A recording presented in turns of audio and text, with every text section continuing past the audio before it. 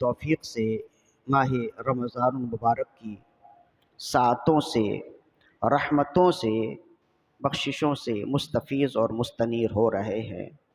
عشرۂ مغفرت ہمارے درمیان میں ہے، اور اس عشرۂ مغفرت میں ہم کثرت سے اپنے رب سے اپنے لیے اور جملہ مرحومین کے لیے مغفرت طلب کر رہے ہیں، اور رب کی بارگاہ سے کامل امید بلکہ یقین ہے کہ وہ ماہ مبارک کی برکتوں کے صدقے ہماری بھی اور ہمارے جملہ مرحومین کی بخشش اور مغفرت فرمائے گا۔ اس مہینے میں ماہ رمضان المبارک کا آج تیسرا جمعہ ہے جس میں ہم موجود ہیں۔ آج کے اس جمعہ کی مناسبت سے قرآن مجید کی جس آیت مقدسہ کی تلاوت کا شرف حاصل کیا، اللہ تعالیٰ نے ارشاد فرمایا: الذین ينفقون اموالهم باللیل والنہار سرا وعلانیۃ فلہم اجرہم عند ربہم ولا خوف علیہم ولا هم یحزنون۔ وہ لوگ جو اللہ کی راہ میں خرچ کرتے ہیں رات میں اور دن میں، پوشیدہ اور ظاہر کر کے، فلہم اجرہم عند ربہم، تو ان کا اجر ان کے رب کی بارگاہ میں یہ ہے، فلا خوف علیہم ولا هم یحزنون، ولا خوف علیہم ولا هم یحزنون، کہ نہ انہیں کوئی خوف ہوگا اور نہ ہی وہ غمگین ہوں گے۔ سورہ بقرہ کی آیت نمبر 274 ہے جو ہم نے تلاوت کی۔ اس میں اللہ تعالیٰ نے اپنے خاص بندوں کا ذکر کیا اور فرمایا کہ میرے خاص بندے وہ ہیں جو میری راہ میں خرچ کرتے ہیں، اور ان کے خرچ کرنے کا طریقہ یہ ہے کہ وہ رات میں بھی خرچ کرتے ہیں، دن میں بھی خرچ کرتے ہیں، ظاہر کر کے بھی خرچ کرتے ہیں اور چھپا کے بھی خرچ کرتے ہیں۔ تو جو اس طرح سے اللہ کی راہ میں خرچ کرے اللہ کے بندوں پر، تو فرمایا کہ فَلَهُمْ أَجْرُهُمْ عِنْدَ رَبِّهِمْ، تو ان کا اجر ان کے رب کی بارگاہ میں یہ ہے، وَلَا خَوْفٌ عَلَيْهِمْ وَلَا هُمْ يَحْزَنُونَ، نہ انہیں کوئی خوف ہوگا اور نہ ہی وہ غمگین ہوں گے۔ یہی دو چیزیں ہیں، خوف اور غم، جو انسان کی پوری زندگی کو گھیرے ہوئے ہیں۔ خوف اور غم یہ دو چیزیں اس طرح سے ہیں کہ بندہ ماضی میں کوئی ایسا عمل کر لیتا ہے، حال میں اس عمل کا اسے غم ہوتا ہے کہ کاش میں نے ایسا نہ کہا ہوتا، کاش میں نے ایسا نہ کیا ہوتا۔ وہ ماضی میں کر چکا ہوتا ہے نا، اس کا غم ہوتا ہے۔ ایسے تو نہیں دارالافتاء آپ جائیں تو شوہر بھی دھاڑے مار کر رو رہا ہوتا ہے اور بیوی بھی دھاڑے مار کر رو رہی ہوتی ہے۔ شوہر کہہ رہا ہوتا ہے کاش میں نے غصے میں طلاق نہ دی ہوتی، بیوی کہہ رہی ہوتی ہے کاش میں نے زبان درازی نہ کی ہوتی، تو آج میرا شوہر مجھ سے دور نہ ہوتا، میرا گھر نہ ٹوٹتا، میرے بچے در بدر نہ ہوتے۔ لیکن معاملہ تو وہی ہے جو اللہ اس کے رسول کا حکم ہے۔ تو ماضی میں کسی نے کوئی غلطی کی ہو، ماضی میں کسی نے کوئی برا کام کیا ہو، تو اس برے کام کو حال میں یاد کرنا غم کہلاتا ہے۔ جیسے اس کی مثال دی، یا خدا نخواستہ کوئی قاتل ہے، اس نے کسی کو قتل کر دیا غصے میں آ کر یا کسی بھی وجہ سے، اب جب اسے سزائے موت دی جائے تو وہ بار بار اپنے اس عمل کو یاد کرتا ہے، اے کاش میں نے یہ نہ کیا ہوتا، اے کاش میں نے غصہ قابو کر لیا ہوتا، تو آج میں بھی اپنے بیوی بچوں کے ساتھ ہوتا، اپنے گھر والوں کے ساتھ ہوتا، آج مجھے سزائے موت نہ دی جاتی۔ یہی مثالیں ہیں، یعنی اسی طرح کوئی بھی عمل بندہ کرتا ہے، ماضی میں کوئی برا عمل کرے اور اس برے عمل کو حال میں یاد کر کے اس کا افسوس کرنا غم کہلاتا ہے، اور حال میں کوئی برا عمل کرے اور اس برے عمل کے بعد اسے دل میں خطرہ گزرے کہ میں نے یہ عمل کر دیا ہے، اب نہ جانے کیا ہوگا، اب آئندہ میرے ساتھ کیا ہوگا، اس کیفیت کو خوف کہتے ہیں۔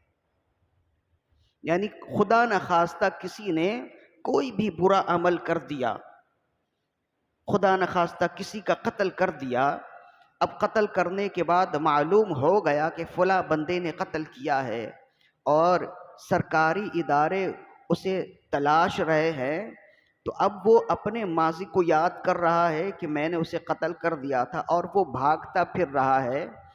کس لیے؟ اس خوف کی وجہ سے کہ میں نے اس کے ساتھ یہ عمل کر دیا، نہ جانے آئندہ میرے ساتھ کیا ہوگا، اگر میں ان کے پکڑے میں آ گیا تو نہ جانے وہ قتل کے بدلے قتل کر دے، نہ جانے میرے ساتھ کیا ہوگا۔ تو حال میں کوئی برا عمل کرے اور اس برے عمل کے بعد بندہ اس عمل کو یاد کر کے افسوس کرے، اس کیفیت کو خوف کہتے ہیں۔ تو انسان بھی اپنے رب سے دو ہی طرح کے معاملات کرتا ہے نا، یا تو اس نے ماضی میں اپنے رب کی نافرمانی کی ہوگی کہ وہ حال میں اس نافرمانی کو یاد کر کے غمگین ہوگا، یا پھر وہ حال میں کوئی ایسا برا عمل کرے گا یا کر رہا ہوگا جس کا اسے خوف ہوگا کہ نہ جانے قیامت میں آئندہ میرے ساتھ کیا ہوگا۔ تو اللہ تعالیٰ نے ایسے لوگوں کے لیے جو اللہ کی راہ میں خرچ کرتے ہیں فرمایا کہ لا خوف علیہم ولا ہم یحزنون، ان کے لیے رب کی بارگاہ سے اجر یہ ہے کہ نہ انہیں ماضی کے کسی عمل کا خوف ہوگا، غم ہوگا، اور نہ ہی حال میں انہوں نے کوئی برا عمل کیا ہوگا کہ آئندہ اس کا خوف ہوگا۔ یعنی اللہ تعالیٰ نے جو اللہ کی راہ میں خرچ کرنے والے ہیں، ان خرچ کرنے کی برکت سے اللہ اس بندے کا ایسا حال کر دیتا ہے کہ اس کا ظاہر و باطن اتنا پاک ستھرا مزکا اور مصفہ ہو جاتا ہے کہ اس کا ماضی بھی صاف ہو جاتا ہے، حال بھی پاک ہو جاتا ہے، اور آئندہ استقبال بھی ستھرا ہو جاتا ہے۔ تو وہ یہ کیسے ہوتا ہے، یہ کس کے لیے ہوتا ہے؟ فرمایا الذین ينفقون اموالهم باللیل والنہار سرا وعلانیۃ، جو لوگ اللہ کی راہ میں خرچ کرتے ہیں رات میں اور دن میں، چھپا کر اور پوشیدہ، فلہم اجرہم عند ربہم، تو ان کا اجر ان کے رب کی بارگاہ میں یہ ہے، لا خوف علیہم ولا ہم یحزنون، کہ انہیں نہ کوئی خوف ہوگا نہ کوئی غم ہوگا۔ تو یہ خوف اور غم کا نہ ہونا یہ اس بات کی دلیل ہے کہ رب نے اسے اپنا پسندیدہ بندہ بنا لیا ہے۔ کیا آپ وہ آیت بھول گئے جس میں اللہ نے فرمایا الا ان اولیاء اللہ لا خوف علیہم ولا ہم یحزنون، کہ خبردار اچھی طرح سن لو، جو اللہ کے ولی ہیں انہیں نہ کوئی خوف ہے نہ کوئی غم ہے۔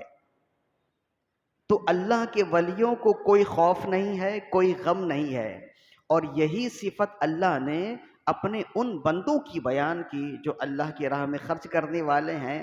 تو مطلب یہ ہوا کہ جو اللہ کی راہ میں کما حق ہو خرچ کرنے والے ہیں وہ اللہ کے ولیوں میں شمار کیے جاتے ہیں، لیکن شرط یہ ہے کہ وہ اس طرح سے خرچ کریں جیسے خرچ کرنے کا رب نے حکم دیا۔ اور کیسے خرچ کرنے کا حکم دیا؟ فرمائے جو اللہ کے نیک بندے ہیں، جو رب کے پسندیدہ بندے ہیں، وہ خرچ کرتے ہیں، رات میں بھی خرچ کرتے ہیں، دن میں بھی خرچ کرتے ہیں، چھپا کے بھی خرچ کرتے ہیں، اعلانیہ بھی خرچ کرتے ہیں۔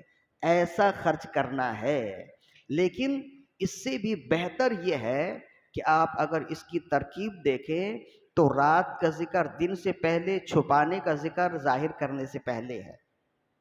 الذین ينفقون اموالهم باللیل والنہار، اللہ کے نیک بندے وہ ہیں جو خرچ کرتے ہیں رات میں اور دن میں۔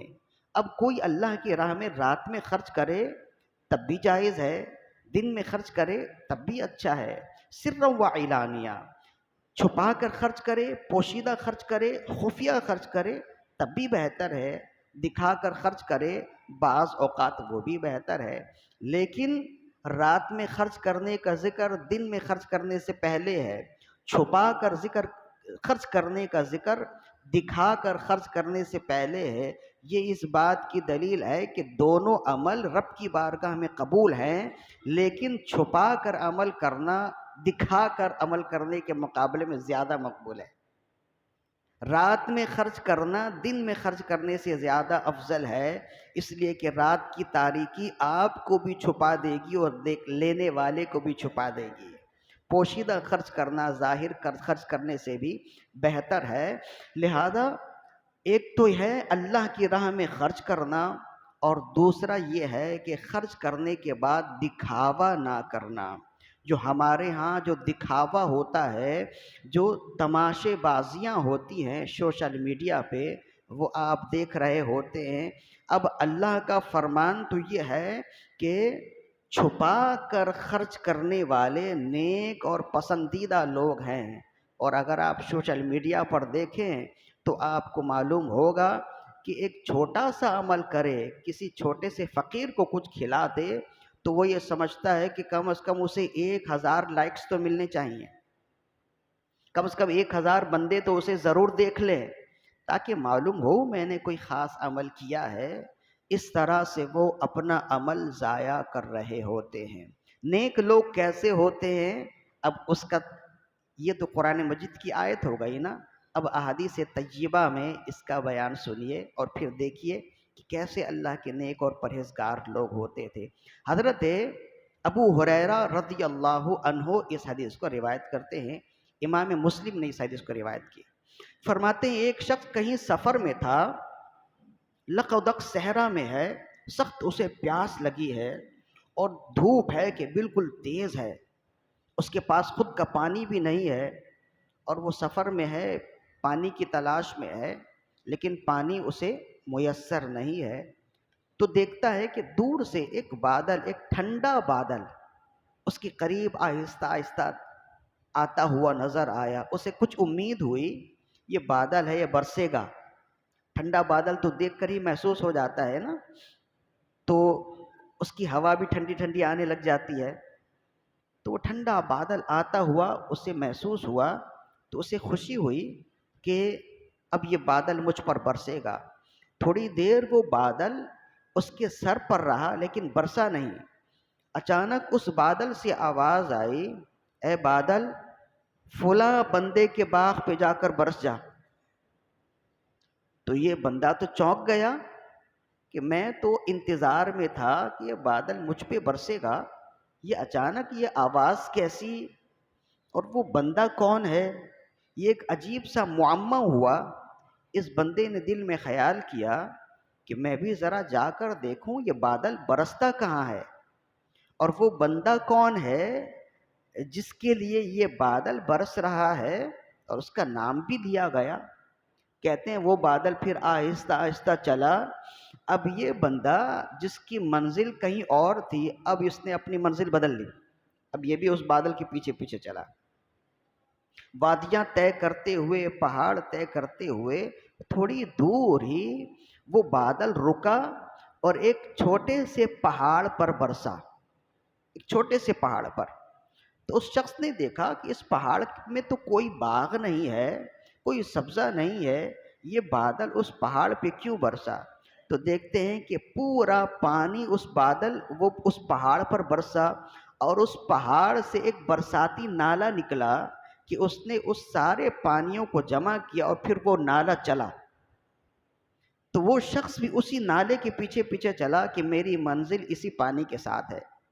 تو کہتے ہیں وہ نالا دائیں بائیں کہیں نہیں جاتا، وہ تیزی سے اپنی منزل کی طرف جاتا ہے، اور پھر تھوڑی دور میں وہ دیکھتا ہے کہ ایک باغ ہے جو تھوڑا سا خشک ہو رہا ہے، اور باغ کا مالی، جو باغ کا مالک ہے، وہ پھاوڑا لیے، گینتا لیے اس نالی پر کھڑا ہے، گویا اسے یقین ہے کہ پانی آنے والا ہے۔ تھوڑی دیر کے بعد وہ اس پانی کو دیکھتا ہے، اللہ کی حمد و ثنا کرتا ہے، اور باغ میں جہاں جہاں اس نے پانی بھیجنا ہے وہاں نالیاں کھولتا چلا جاتا ہے، اور پانی پورے باغ کو سیراب کر دیتا ہے۔ باغ خوبصورت ہو جاتا ہے، ہرا بھرا ہو جاتا ہے۔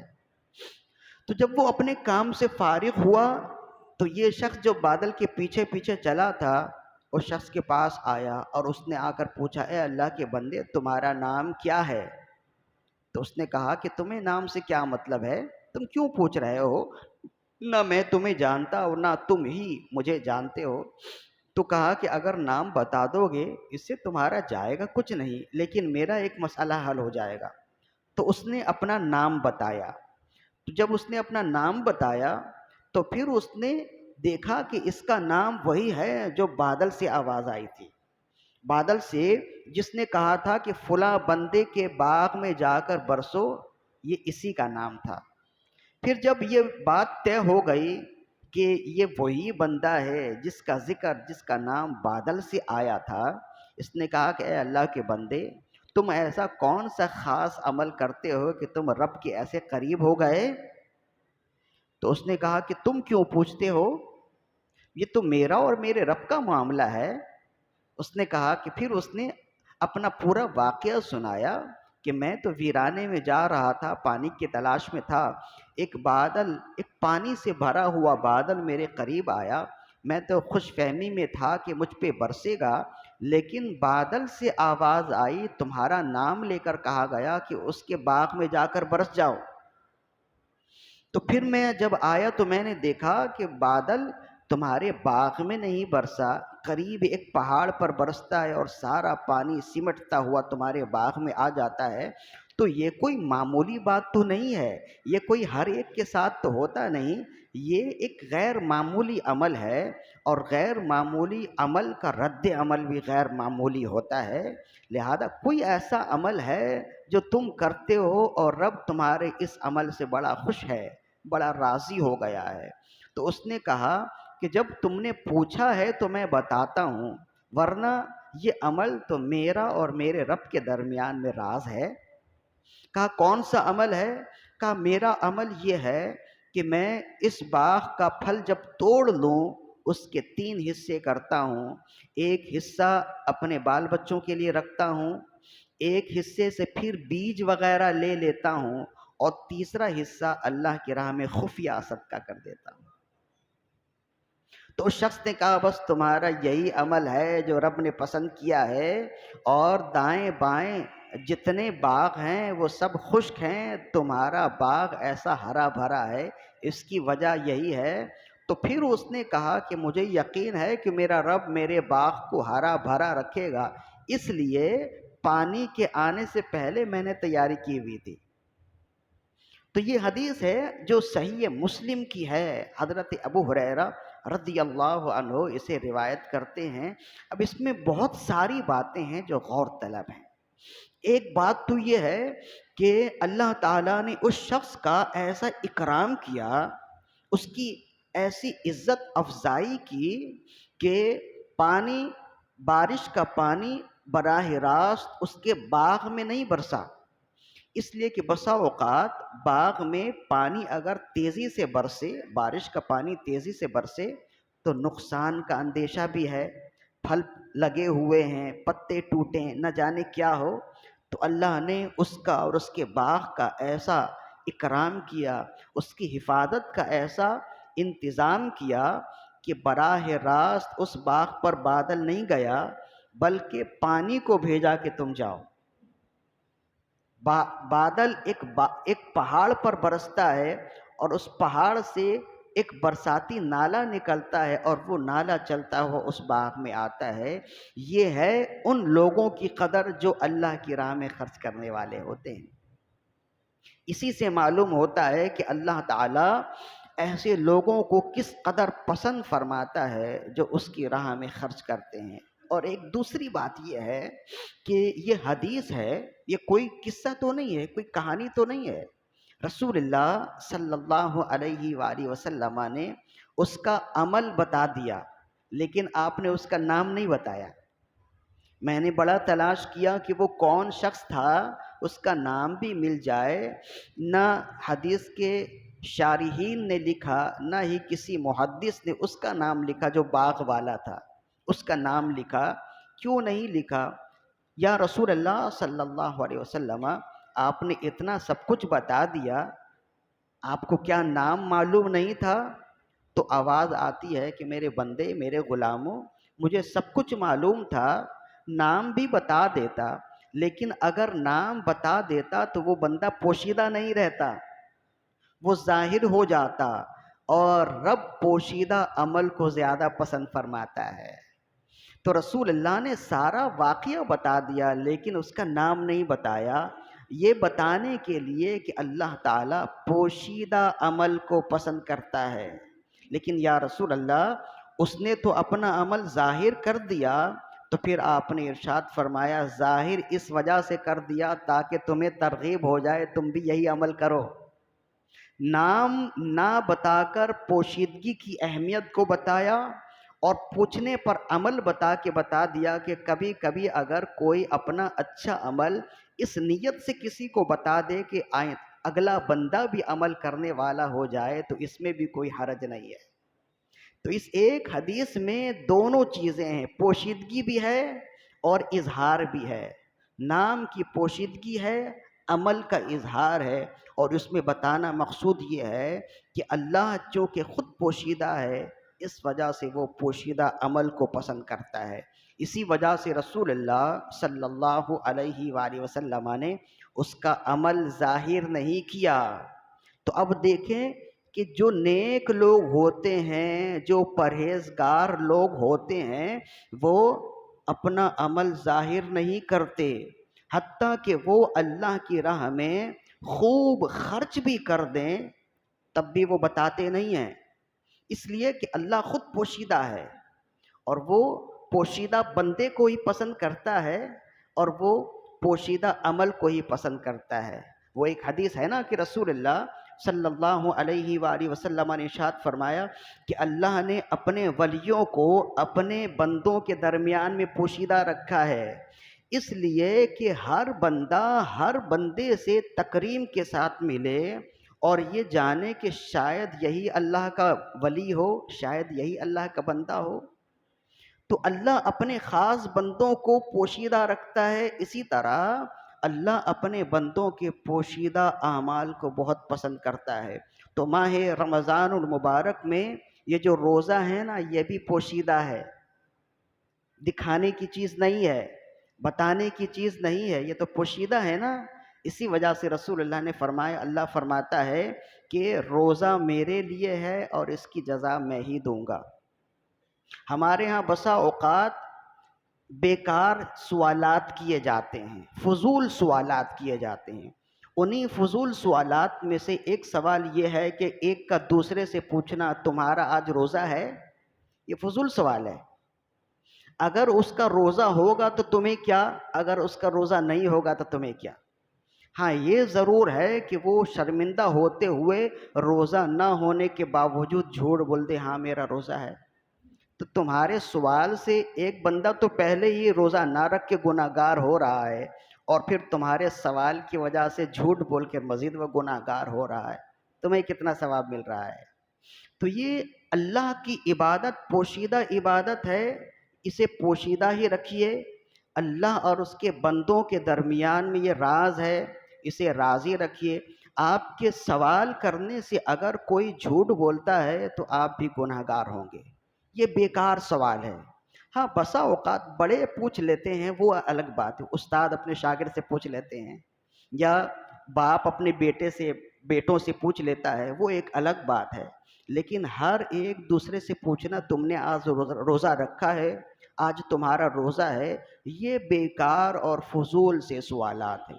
اصل میں ہم اس قدر بیکار اور فضول ہو گئے کہ بیکار اور فضول کام ہماری زندگی کا اب آہستہ آہستہ حصہ بنتے چلے جا رہے ہیں۔ ادھر شادی ہوئی، یا اگر کسی دوست سے کئی سالوں بعد ملاقات ہوئی تو سب سے پہلا سوال یہی ہوتا ہے شادی کی؟ تو اب بھائی اگر وہ شادی کر لے تو تمہارا کیا، اگر اس نے شادی نہ کی تو تمہارا کیا؟ نہیں میں نے شادی نہیں کی، تو کیوں نہیں کی اب یہ بتائیں۔ اب شادی نہ کرنے کے سینکڑوں وجوہات ہو سکتے ہیں، اب وہ آپ کو کیوں بتائے؟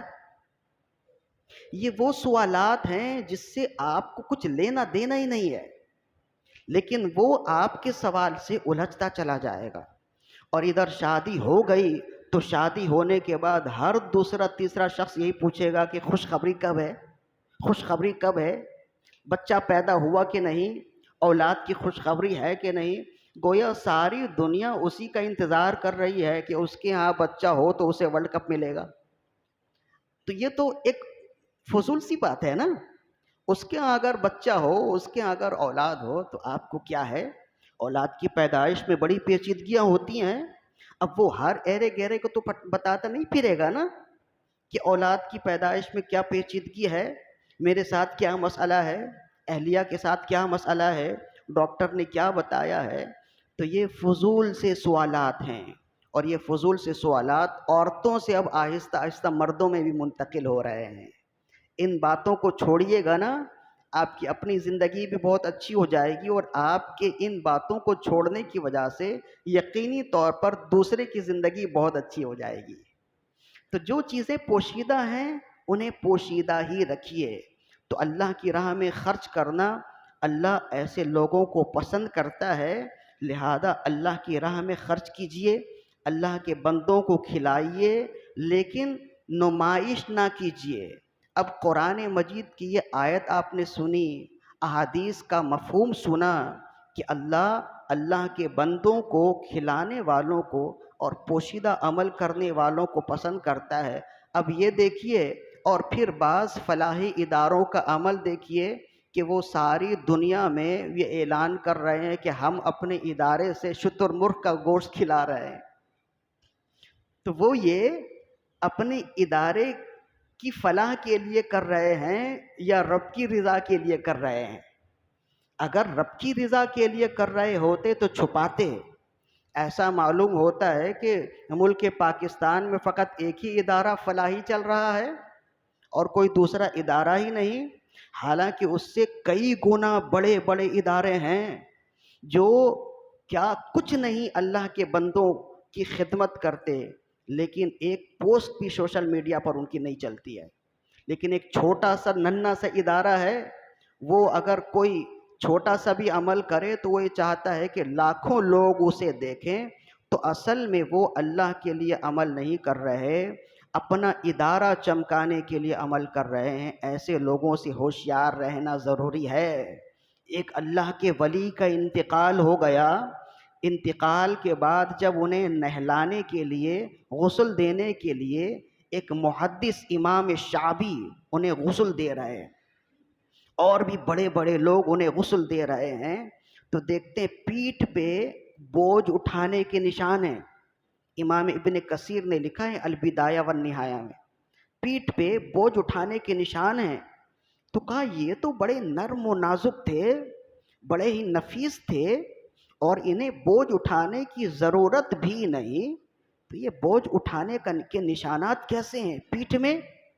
تو کہتے ہیں بہرحال جب کفنا دفنا دیا، 2-3 دنوں کے بعد معلوم ہوا کہ حضرت کا طریقہ تھا کہ رات کے وقت پیٹھ پہ گندم یا جو یا اناج کی بوری اٹھاتے اور بھوکوں کے گھروں تک پہنچایا کرتے تھے، اور ان کی اپنی ذات سے اس بستی کے 100 گھر چل رہے ہوتے تھے۔